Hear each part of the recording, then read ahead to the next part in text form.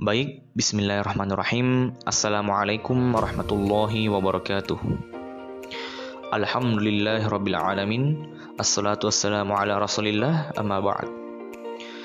Perkenalkan, nama saya Muhammad Rafli Amir dengan NIM L0211811025. Pada pertemuan ke-8 kelas mata kuliah rehabilitasi, salah satu dosen telah menginstruksikan kepada seluruh mahasiswa untuk membuat tugas berupa video terkait metode rehabilitasi salah satu ekosistem yang ada di wilayah pesisir. Baik itu ekosistem mangrove, ekosistem lamun, maupun ekosistem terumbu karang. Nah, pada video kali ini saya akan membahas terkait metode atau teknik rehabilitasi lahan mangrove, yang mana tugas ini merupakan rujukan dari artikel dari Rignolda Jamaluddin yang diterbitkan tahun 2017. Baik, langsung saja kita masuk ke metode rehabilitasinya. Nah, dalam melakukan teknik rehabilitasi lahan mangrove, terdapat 3 metode utama yang harus diterapkan oleh rehabilitator. Yang pertama adalah survei kondisi umum lahan. Yang kedua adalah artificial plantation atau penanaman secara artifisial. Yang ketiga adalah perbaikan hidrologi. Nah, langsung saja kita masuk ke tahap atau metode pertama, yaitu survei kondisi umum lahan. Nah, dalam melakukan survei kondisi umum lahan, terdapat 4 hal yang perlu diperhatikan. Yang pertama adalah perhatikan apakah substrat telah berbeda bila dibandingkan dengan kondisi substrat yang masih ditumbuhi mangrove di sekitarnya. Nah, perhatikan apakah ada bagian tanah yang terangkat atau tenggelam bila dibandingkan dengan tinggi tanah sekitarnya. Itu adalah hal yang perlu diperhatikan yang kedua. Yang ketiga, perhatikan apakah sistem pengairan atau hidrologi telah berubah pada lahan. Nah, contohnya itu seperti terbentuknya aliran-aliran air baru, perendaman air laut atau tawar, atau bagian lahan ada yang kering dan sudah ditumbuhi semak-semak tumbuhan darat. Kemudian yang terakhir adalah perhatikan struktur komunitas mangrove yang ada, terutama komposisi jenis sekitar lahan yang akan ditanami. Nah, hasil survei akan menjadi rekomendasi untuk mendesain upaya rehabilitasi yang akan dilakukan nantinya. Baik, kita masuk ke tahap kedua atau metode kedua, yaitu artificial plantation. Nah, dalam metode artificial plantation terdapat beberapa upaya yang perlu diterapkan. Yang pertama adalah penyediaan bibit, yang kedua adalah persemaian, dan yang ketiga adalah penanaman, dan yang terakhir adalah perawatan lahan. Nah, keempat upaya artificial plantation ini akan kita bahas lebih lanjut setelah ini. Nah, yang pertama adalah penyediaan bibit. Nah, berdasarkan sumbernya, ada beberapa jenis bibit yang dapat digunakan.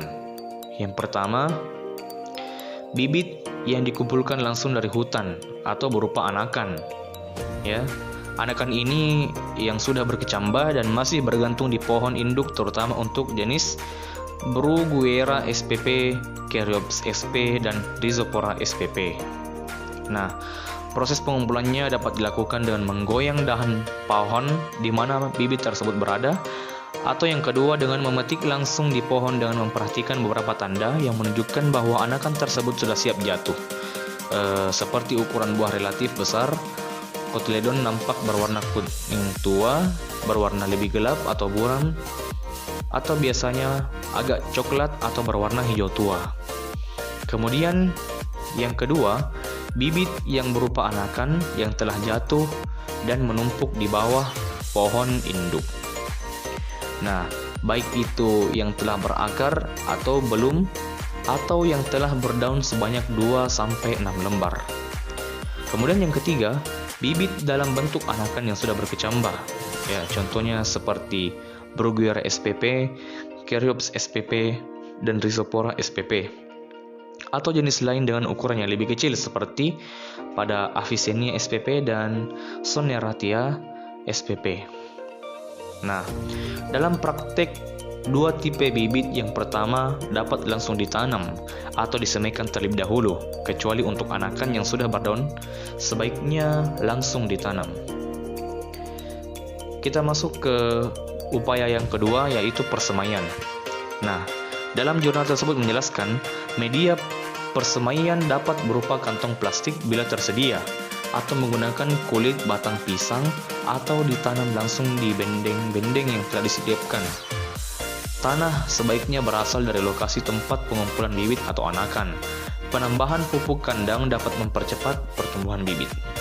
Kemudian mengenai lokasi persemaian, di sini dikatakan lokasi persemaian yang ideal terletak di dekat lahan yang akan direhabilitasi dan masih dapat dijangkau air pasang di zona dekat daratan, atau di darat untuk benih yang berukuran kecil atau berupa biji. Nah, bila bibit disemaikan di darat, maka minimal sekali sehari disirami air laut. Kemudian, upaya yang ketiga adalah penanaman. Nah, menurut artikel ini, anakan yang akan ditanam atau dipindahkan ke lahan rehabilitasi tidak terlalu kecil, terutama untuk anakan yang berasal dari benih atau bibit yang berukuran kecil atau berbentuk biji. Nah, biasanya umur anakan yang sudah dapat dipindahkan dapat bervariasi. Tetapi sebagai dasarnya, anakan dengan jumlah daun 4-6 helai sudah dapat dipindahkan. Nah, agar tidak terbawa air, anakan harus ditanam cukup kuat. Hal yang tidak dapat ditinggalkan ketika penanaman dilakukan yaitu setiap jenis mangrove hanya akan tumbuh sehat di tempat yang menjadi habitatnya. Nah, itu yang perlu digarisbawahi. Itulah yang perlu digarisbawahi ya. Adalah setiap jenis mangrove yang hanya akan tumbuh sehat di tempat yang menjadi habitatnya. Kemudian upaya yang terakhir adalah perawatan lahan.